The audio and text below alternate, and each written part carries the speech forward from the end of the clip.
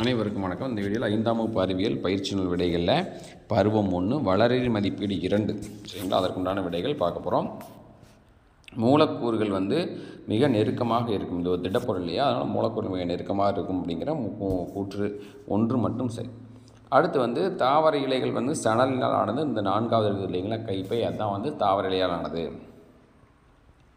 அதுக்கப்புறம் பருத்தியிலிருந்து கிடைப்பது முதல்ல இருக்கிற ஸ்கர்ட் தான். அடுத்து பட்டுப்பாவாடை, அதுக்கடுத்து உள்ளக்குள்ளே இருக்கு இல்லைங்களா, அதுக்கப்புறம் ஷாக்ஸ் எல்லாமே கிடையாது. ஃபஸ்ட்டு இருக்கிறது மட்டும்தான் வரும். அதுக்கடுத்து நைலான் கம்பளி போர்வை கிடையாது. கம்பளி தான் கம்பளி போர்வையில் உருவாக்க மூலப்பொருள், அதனால் அது வராது சரிங்களா. அதற்கடுத்து 5வது நாணயத்தின் அடர்த்தி நீரின் மேல்நோக்கு விசையை விட அதிகமாக இருக்கும். அதனால் நீரில் நாணயம் மூழ்குது. அடுத்து நீரில் மிதக்கும் பொருள் பென்சில் மிதக்கும், தாவர இறக்கை மிதக்கும், அதுக்கு பனிக்கட்டி மிதக்கும். இதில் நீரில் கரையாத பொருட்களை கொண்டது கல், மரத்தூள், ஆணி. இந்த மூணுமே நீரில் கரையாது.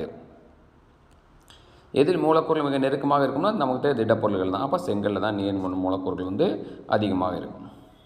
அதற்கடுத்தபடியாக நீரில் எது கலக்கும்னா 3மே கலக்கும் சரிங்களா. அதுக்கடுத்தபடியாக கூற்று 1 மற்றும் 2 இரண்டுமே சரியானது.